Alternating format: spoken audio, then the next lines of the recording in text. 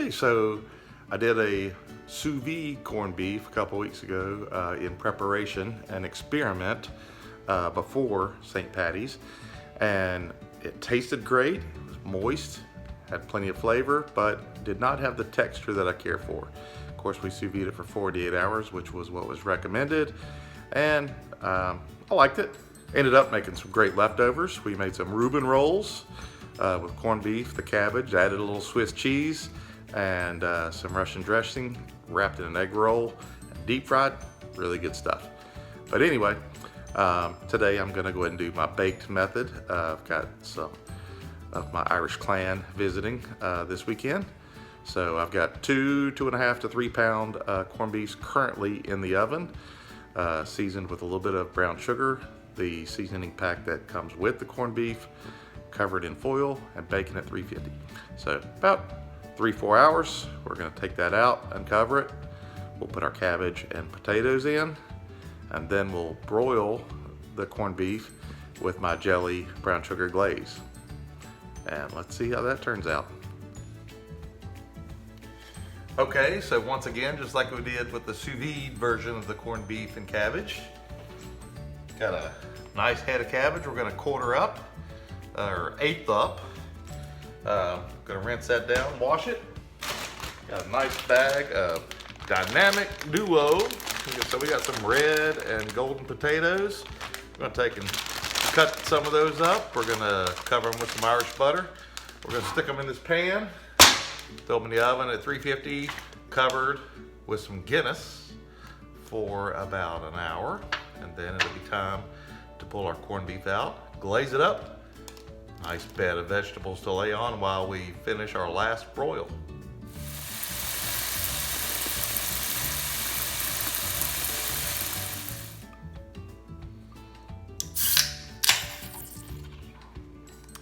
Listen to that nitrogen cartridge. So you see we've got our mixture of red and golden potatoes, some sliced, some left whole, depending on the size. We've got our wedges of cabbage. We're gonna add an entire can of the Guinness Draft, which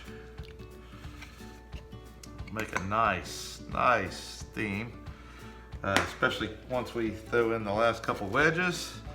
Cover this with foil and bake it for about an hour covered while the corned beef is still baking. Okay, so we've had our potatoes and cabbage roasting covered at 350 for about an hour in the oven.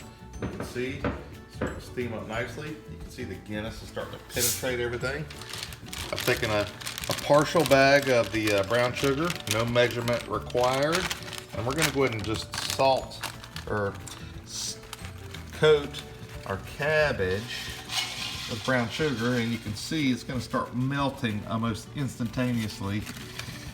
These chunks of brown sugar in with the potatoes and the cabbage.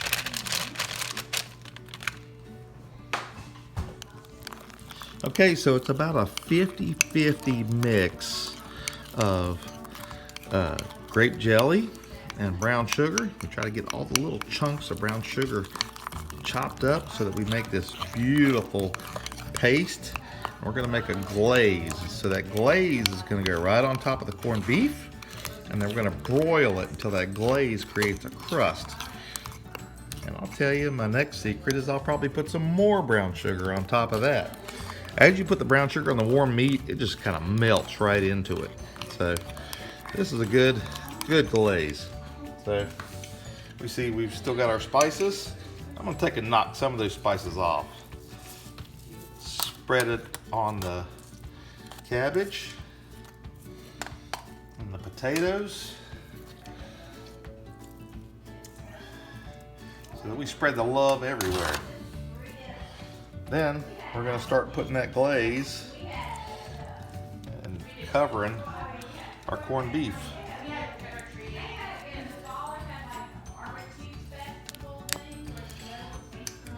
So we are glazing both these beautiful corned beefs, and I'll tell you what, I can already tell from being in the oven for almost 4 hours, It's nice and tender, but it still has the consistency that we're looking for. A little better than the sous vide method. So this is how I used to and always did it, and this is what we're shooting for. So now we've got our glaze on there. And get a fresh fork, or actually a fresh spoon, and cover that again with brown sugar. That brown sugar is going to be penetrating and creating a crust that's going to caramelize these wonderful corned beefs. And let's give a little more love to the cabbage.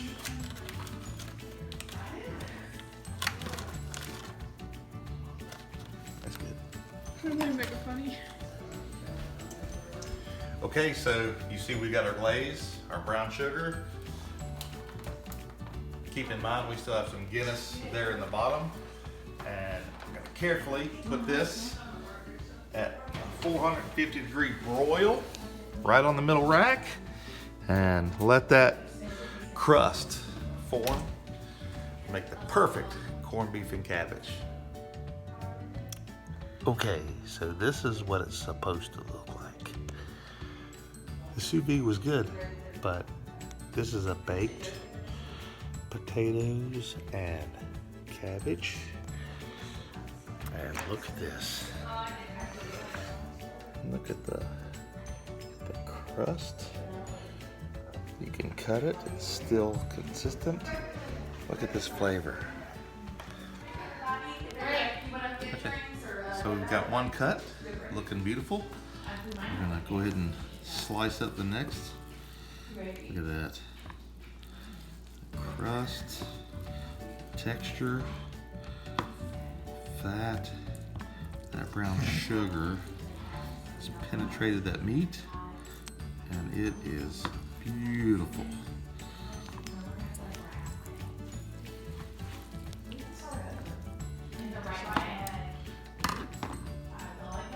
Let's just break us off a little piece. Oh, that's good. That's good. That's good. That's what corned beef's supposed to be. Okay, so as a family, we're gonna try our corned beef. So buttery, tastes so good. Yep. Lena, what do you think? It's good. You know, it's sweet, but it's not too sweet like last time. Last time it was too sweet to where it was like, am I eating candy or what? And we're gonna complement our corned beef with this mustard. Oh, From Prairie. From Prairie. Andy, what do you think? Well, it's delicious. I'm so excited.